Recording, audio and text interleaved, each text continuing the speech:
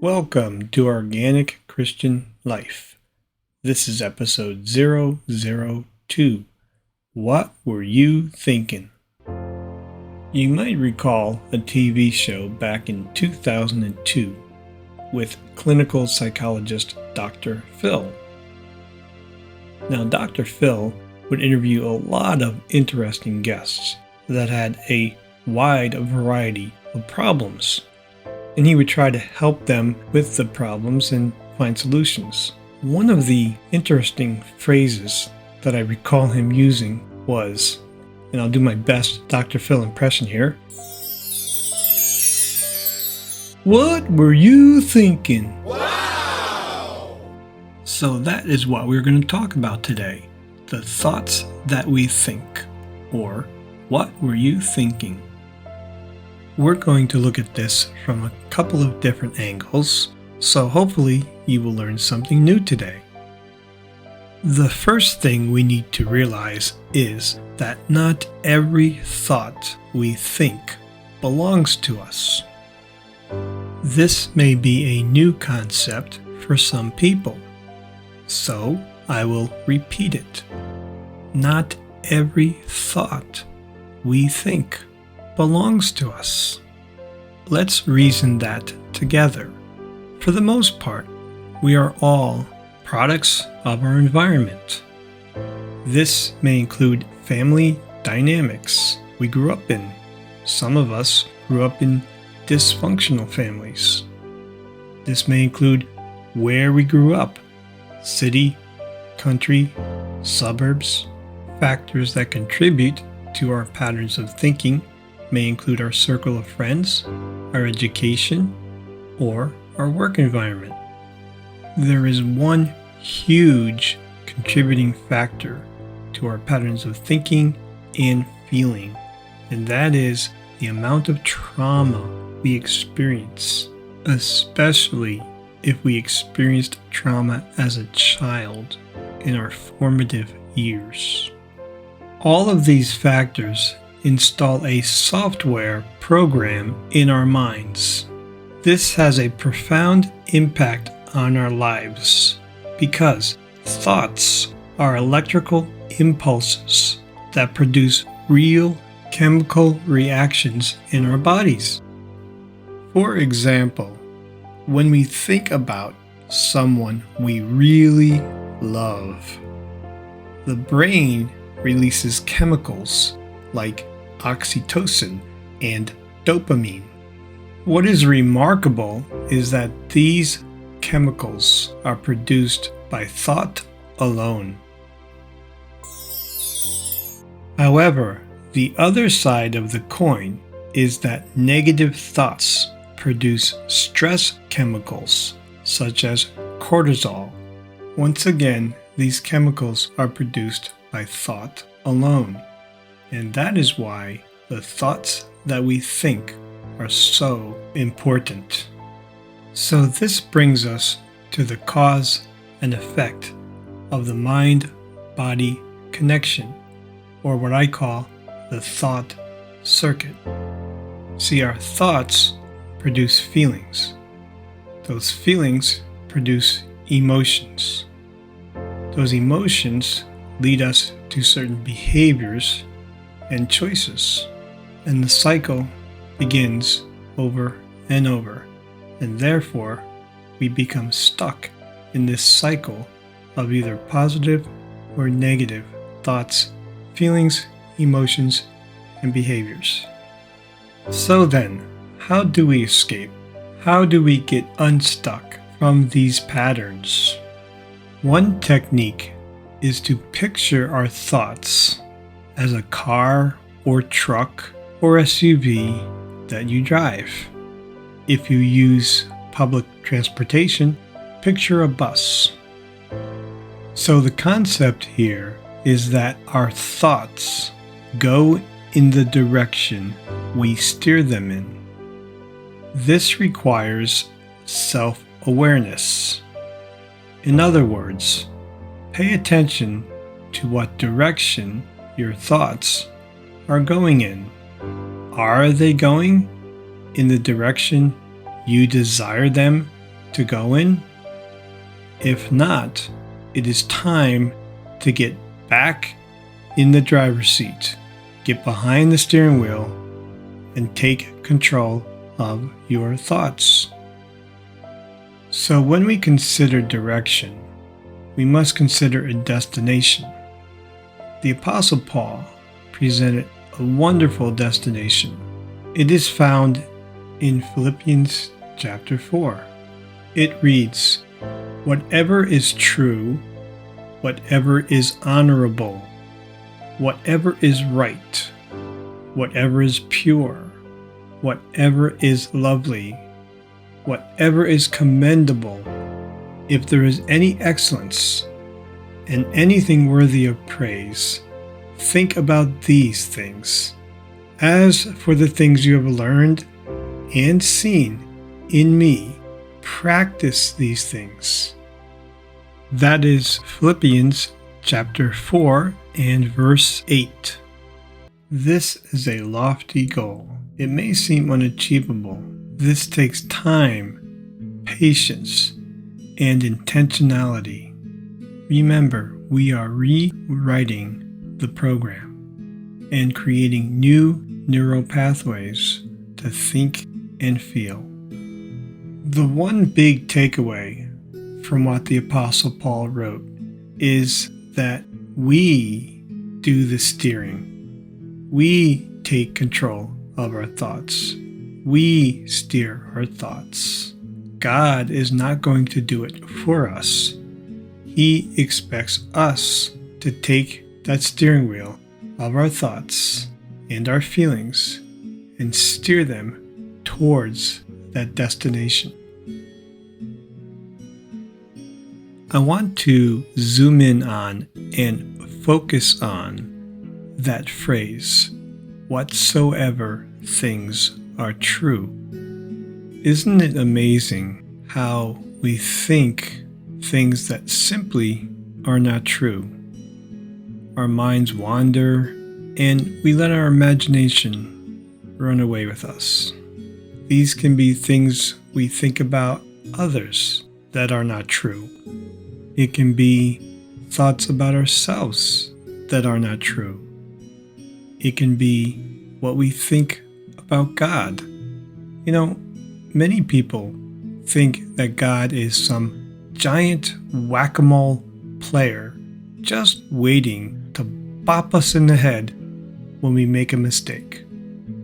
And that simply is not true.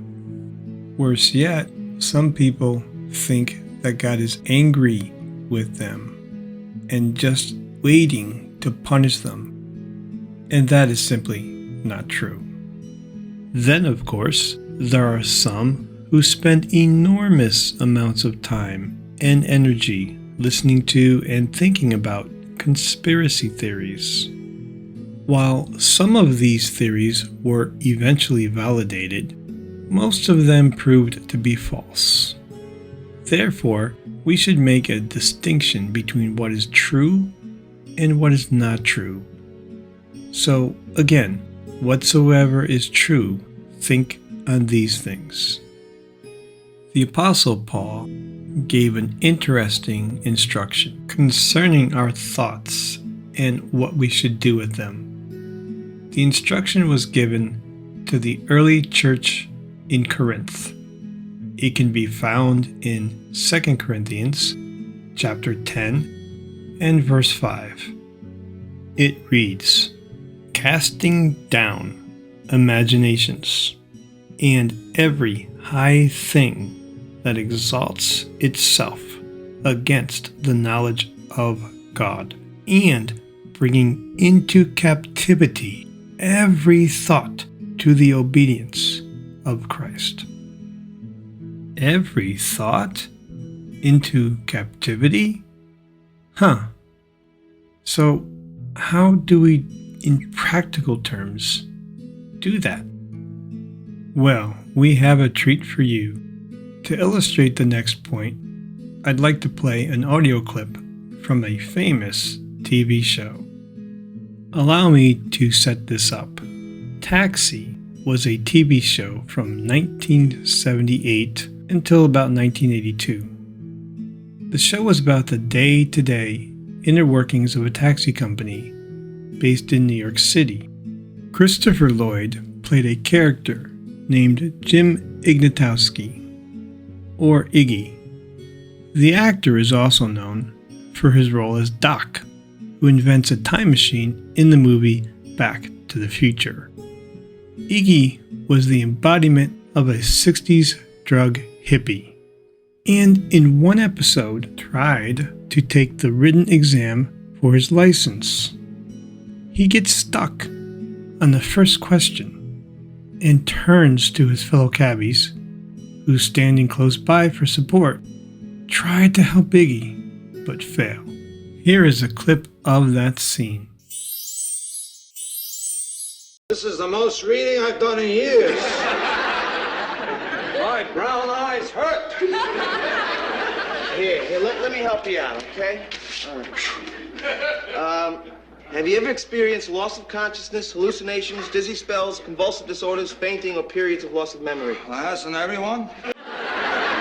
But no. Mental illness or narcotic addiction? That's a tough choice.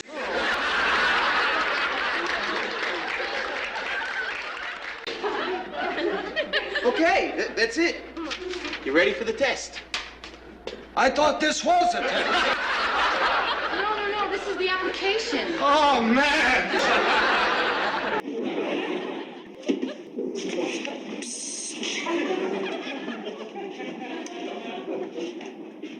What does a yellow light mean? Slow down. Okay. What?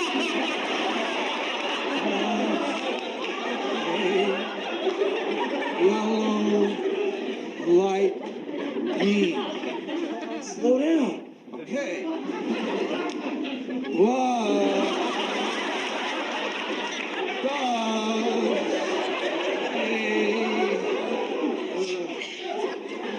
a yellow light mean? Slow down.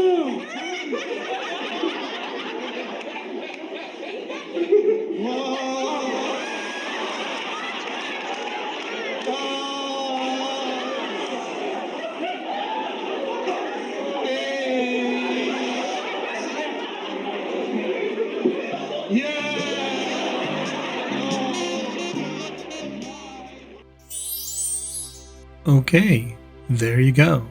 Slow down. You may want to look up the video online because the visual makes it that much funnier. So the point we are trying to make is to slow down our thought process so we can examine each and every thought. Going back to our steering example, we can see how these two principles work together to help us think about what we are thinking about. Imagine going 30 miles per hour around a long curve in the road. No problem, right?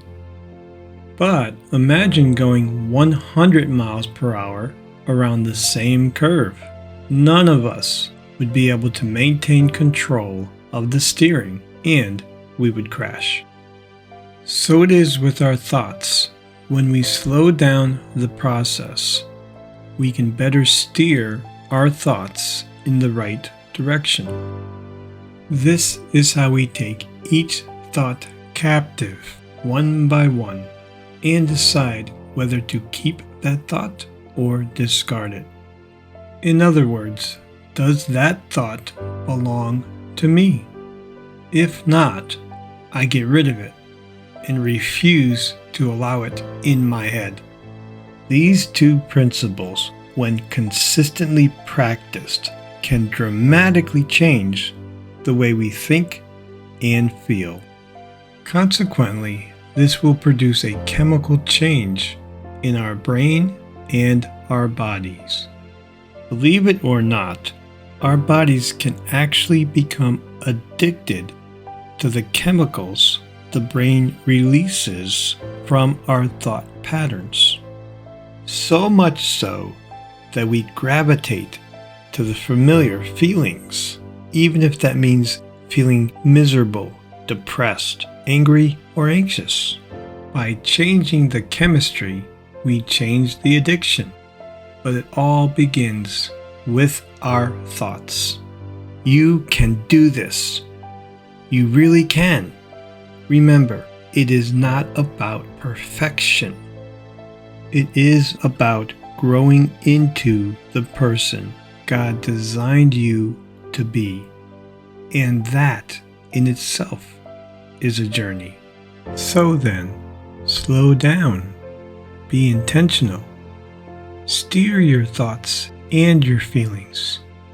Make a distinction between what is real and what is not real. Create new feelings and new mindsets. Stick with it, and over time, you will see a transformation that will make life more beautiful and fulfilling. We should also mention that there is such a thing as amygdala hijack. You can find it online. It is very interesting to see how the amygdala affects our thinking and our feeling. The amygdala is the part of the brain that kicks in when we are under stress. It overrides the analytical mind and is responsible for the fight, flight, or freeze factor. This also happens when we experience trauma of any kind at any age. This causes a program to run in the background of our mind, and it can be triggered at any time by any event. This can explain why we think and feel what we think and feel at different times. This is why we need to find tools to debug the program, or reprogram, if you will, our thoughts and our feelings. Thank you for listening. I hope you found this talk to be helpful. You can find us on Facebook, Organic Christian Life. We also have a YouTube channel by the same name. May you have a very blessed day.